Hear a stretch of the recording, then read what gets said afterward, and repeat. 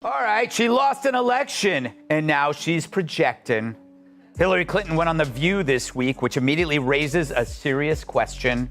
What's the weight capacity for that stage?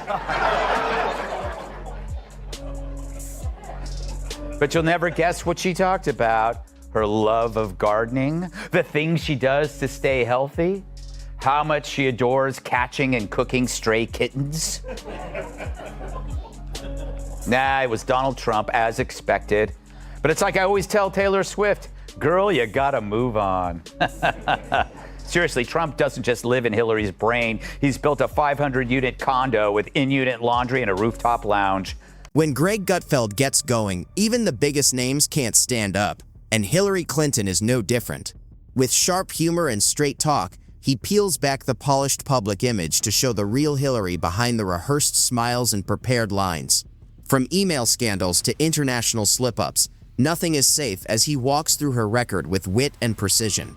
This isn't just a casual review, it's a full-on, laugh-out-loud comedic roast. Half of registered voters said any Republican would be better than President Biden, prompting one woman to legally change her name to N.E. Republican.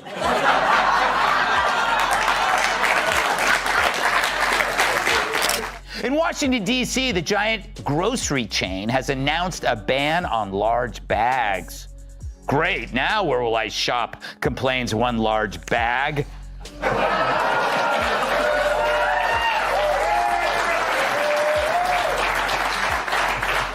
Picture this. You wake up, stretch, grab your overpriced Starbucks latte, and suddenly wonder why the world needs more life lessons from Hillary Clinton. Because nothing screams togetherness like a politician who spent more time dodging scandals than a raccoon racing through a trash-filled alley. Hillary Clinton argues Joe should be, quote, direct and forceful, end quote, against Trump in the CNN debate. Yeah, direct and forceful, just like the noose I put around Epstein's neck. If I did it. If you're enjoying this video, make sure to hit that subscribe button. Right on cue, Greg Gutfeld swam in like a wrecking ball. And this wasn't just any takedown, it was a full-on Category 5 roast, loaded with sharp words, public drama, and the kind of impact you'd feel if a wrecking ball hit fine china. But let's not get ahead of ourselves. We still have a Clinton to light up. Warning signals that you were gonna lose? Well, too bad you didn't bother to visit the states you ended up losing, you potato-shaped wine bag. But would he even be worse now? I think that he'd be even worse now because he was somewhat restrained, believe it or not, in the first term by people who he hired because he thought they would go along with him, and they stood. If political comebacks were a sport, Hillary would be the Michael Jordan of airballs. Every election cycle, she pops up again, like a recycled TV reboot. New pantsuit, freshly polished sense of moral high ground, and all. It would almost be poetic if that poetry were written in sand by a team of consultants who all failed Ethics 101. And, they're going to try to ignore him for as long as they can because they're deathly afraid of him. And they're going to do to him what they did to me in the Democratic primary of 2020, which is pretend you don't exist. And then if people start noticing you, then they will try to smear and cancel and destroy him at all costs. I remember what Hillary did to you. Exactly. Yeah, and she's still standing. Baseless smears that repeated over and over and over again by the propaganda media until people actually start to believe it, and it starts causing some real damage. But on the bright... Let's take a quick trip down memory lane. Back to the days when email servers hid in basements. Benghazi was just another dot on the map, and delete wasn't just a button, it was a way of life. After all, nothing says building public trust quite like erasing 30,000 emails faster than a teenager hiding texts from their mom. Asking Hillary what will happen if Trump is reelected, which is odd because Hillary's an expert on not getting elected. I wonder, does she think it would end our country as we know it? I think it would be the end of our country as we know it. And I don't say that lightly. You know, I hated losing. And I especially hated losing to him because I had seen so many warning signals during the campaign. Greg didn't hold back. His eyes sparkled with mischief, like dropping Mentos into a Diet Coke. Only this time, the Diet Coke was Hillary's legacy, and the Mentos were truth bombs wrapped in sarcasm. He didn't even flinch. With ease, he tore through decades of polished Clinton PR like ripping open a bag of chips, sour cream flavor, with a side of electoral delusion. This is why lefties always get all the commencement addresses, and they love to spout their opinions on award shows because they know there's no journalist there that will ask them a question. And the reason why, and he's the perfect example, none of their opinions are actually real. They are all assigned. Let's rewind to 2016, the plot twist that ruined brunch plans across America. Hillary seemed destined to win. That was the script. Hollywood, the media, and even the ghost of FDR had their congratulatory tweets ready. But voters? They just said yeah, no. And how did Hillary react? With grace? Not really. She spent the next 5 years writing books, hitting the speaking circuit, and blaming everyone from Macedonian meme makers to James Comey. One day it was sexism, the next it was Russia, then misogynistic Wi-Fi routers, gluten intolerance, maybe even gravity itself. It was less a concession speech and more a political remix of It Wasn't Me.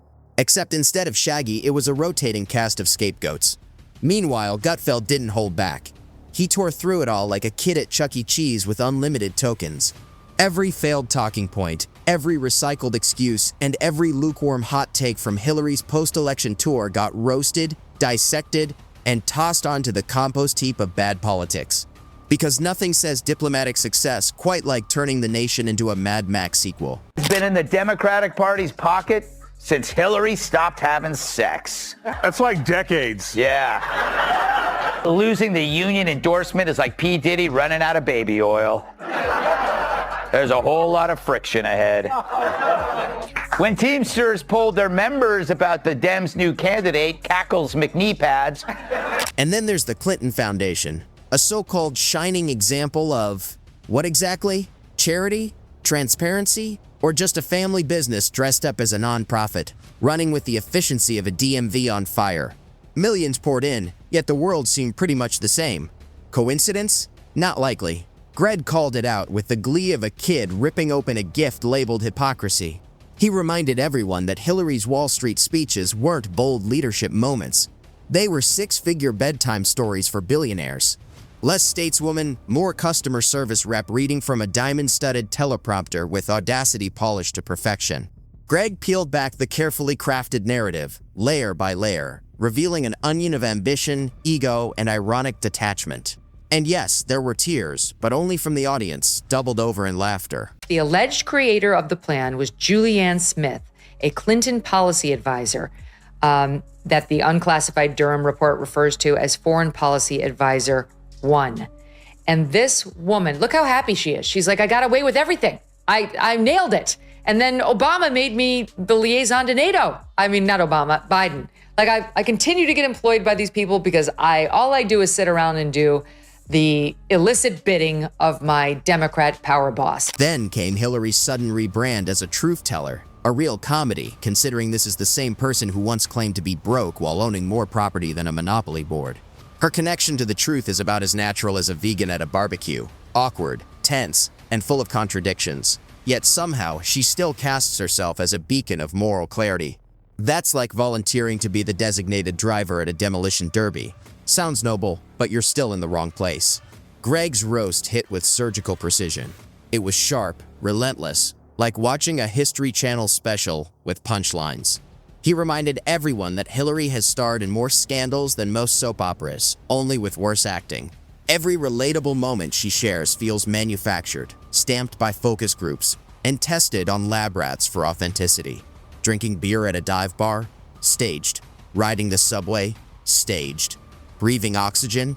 Still pending confirmation. This one is wild. This is Hillary Clinton in like 2008, and Hillary Clinton saying some wild MAGA type shit. Tell people to come out of the shadows. If they've committed a crime, deport them. No questions asked. They're gone.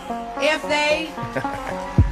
She's a Republican. If they've been working and are law-abiding, we should say, here are the conditions for you staying. You have to pay a stiff fine because you came here illegally. You have to pay back taxes, and you have to try to learn English, and you have to wait in line. You have to wait in line. You have to wait in line. It's You couldn't believe that. Illusion. And then came the kicker, the pièce de résistance of Gutfeld's roast. He threw out a rhetorical Molotov cocktail, poking fun at Hillary's uncanny talent for singing anything she touches. Back a candidate, they lose. Push a policy, it collapses. It's like the gods of irony have her on retainer. If Hillary endorsed gravity, we'd all be floating by noon. Meanwhile, the Clinton playbook hasn't changed. Deny, deflect, and above all, never ever take responsibility. It's like watching a magician whose only trick is making emails, accountability, and credibility vanish. Is it unfair to blame her for everything? Maybe. Is it entertaining? Absolutely. Watching a politician who's been around since dial-up try to sell herself as the fresh face of change is like watching a VHS tape go head-to-head with TikTok. And don't forget the media cheering her on like a hyper-caffeinated pep squad. Her words perfectly scripted, just never landing. Hillary Clinton, of course, is the original election denier. I'm sure you voted for her in 2016. Well, she's not an election denier. She absolutely was the OG election denier. First of all, she came out before the sun had risen to concede the election to Trump. And then spent the next 4 years saying he was illegitimate. He was Greg didn't even break a sweat. He laid out the facts with sarcasm sharp enough to cut deeper than a tax audit. And the best part? Hillary wasn't even there to clap back. She didn't need to be. The roast was already cooked to perfection. Even Gordon Ramsay would have approved. But like every recurring villain in a political sitcom, she'll be back, probably just in time to drop another memoir titled, "You Thought I Was Done." Spoiler, she wasn't. The saga keeps going because as long as Hillary keeps popping back into the spotlight with all the grace of a malfunctioning Roomba, there will always be someone like Gutfeld ready to hand her the mic and then set the stage on fire. And we'll be here, popcorn in hand, watching the slow-motion train wreck of ambition colliding with zero self-awareness. Because nothing screams "I'm done with politics" like showing up in every news cycle, haunting the media like a political Furby.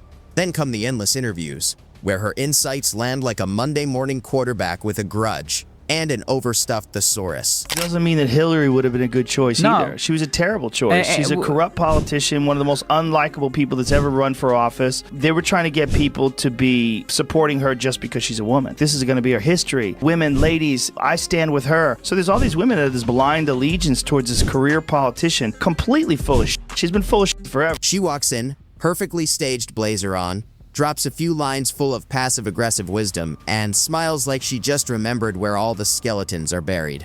Figuratively, of course. Probably. What makes it worse, or what makes it performance art, is the audience nodding along like she just cured world hunger with a soundbite. She'll say things like, "We need to protect democracy." But coming from her, it lands less like a rallying cry and more like a phishing email dressed up as a TED Talk. It's always the same act, as if democracy somehow failed her, not the other way around. Greg's roast didn't just poke fun. It ripped the mask off, tossed it in the Hudson, and handed out binoculars so everyone could watch it float away. He dug up the things polite society pretends to forget, like those whispers about donor pay-to-play. And the best part? He did it all with a grin that said, "I read the footnotes too." Every time Clinton's team tried to repackage her as the seasoned voice of wisdom, Greg burned the label right off. How dare she? She puts out this tweet, and it's a picture of her, a much younger Hillary, and the caption on the hat reads, "But her emails." And she writes in her tweet, "Bringing this back in light of recent news. Get a limited edition But Her Emails hat and support Onward Together groups working to strengthen our democracy." The nerve of this woman to have committed federal crimes and to have gotten off because James Comey didn't have the spine to bring it. Greg reminded America that Hillary is less Jedi Master and more corporate HR manager with a grudge and a Gmail problem. And the audience loved it. Why? Because finally, someone said out loud what most people only whisper at Thanksgiving dinner. Hillary's political career has become one long PowerPoint of contradictions. Champion of women, unless the accusations hit too close to home. Defender of truth, unless it's under subpoena. Fighter for the people, sure, as long as those people are vetted donors with fast Wi-Fi. Here's the real irony. After decades of branding, rebranding, spin, and carefully staged silence, she still missed the one thing that might have saved her image: genuine humility. That's why Greg's roast landed so hard. It was savage, yes, but effective because it held up a mirror she spent years avoiding. When the smoke cleared and the laughter died down, Only the truth was left. Not the polished, consultant-approved truth, but raw, unfiltered reality. Maybe Hillary Clinton isn't the misunderstood savior of democracy she thinks she is. Maybe she's just the loudest voice in the room, one that can't take a hit. In the theater of politics, Hillary doesn't just spill the tea, she is the tea. Bitter, oversteeped, and impossible to ignore. And trust us, this is only the beginning. She must be working for Trump. Seriously, that is so bad it could turn Chelsea Clinton into a never Hillary. And sorry, Lena, the gender card has been so played out, it's falling on deaf, pierced ears. Look, if you already hate Hillary, this new stuff isn't going to change a thing. And if you already hate Trump, this isn't going to make you love him. Battle lines are drawn, nothing sticks. But it seems like the truth is now the bull in Hillary's china shop. Remember, Nixon was pretty cocky too, up until he wasn't. Events are now dictating the news, not the other way around. So even the edgiest celebrity and a sympathetic... In the theater of politics, Hillary doesn't just spill the tea. She is the tea. Bitter, oversteeped, and impossible to ignore. She's the political sequel nobody asked for, yet the one America can't escape. A ghost haunting the headlines, rattling chains of past scandals while insisting she's the voice of the future. Every time she resurfaces, the nation collectively sighs, yet watches anyway, because the spectacle is too wild to turn away from. Greg's roast proved one thing beyond doubt. Hillary's story isn't finished. Not even close. It's a saga stuck on repeat, a cycle of reinvention, contradiction, and staged comebacks that feel less like fresh starts and more like reruns of a show that should have been canceled seasons ago. Each rebrand is just another costume change in the same tired play, and each comeback a reminder that humility never made it onto her script. And that's where Greg hit hardest. He didn't just crack jokes, he held up the nearest she spent decades avoiding. He tore apart the branding, shredded the talking points, and burned through the narrative until all that was left was raw reality. Hillary Clinton isn't the misunderstood savior of democracy she paints herself to be. She's the loudest actor on a stage built on contradictions, performing a role America has seen too many times, with worse reviews each season. But here we are, popcorn in hand, front row at the political circus, watching a figure who refuses to exit, insisting on being the star even after the spotlight has moved on. And as long as she keeps stepping back into the ring, there will always be voices like Greg Gutfeld, ready to roast, ready to reveal, and ready to remind us that sometimes the most powerful truth comes dressed as comedy. This isn't the grand finale. No, it's just another act in a never-ending production. A drama packed with irony, ambition, and a stunning lack of self-awareness. A saga America never auditioned for, yet can't stop watching. Because when it comes to Hillary Clinton, the scandals don't fade, the comebacks never end, and the roasts, well, the roast practically writes itself.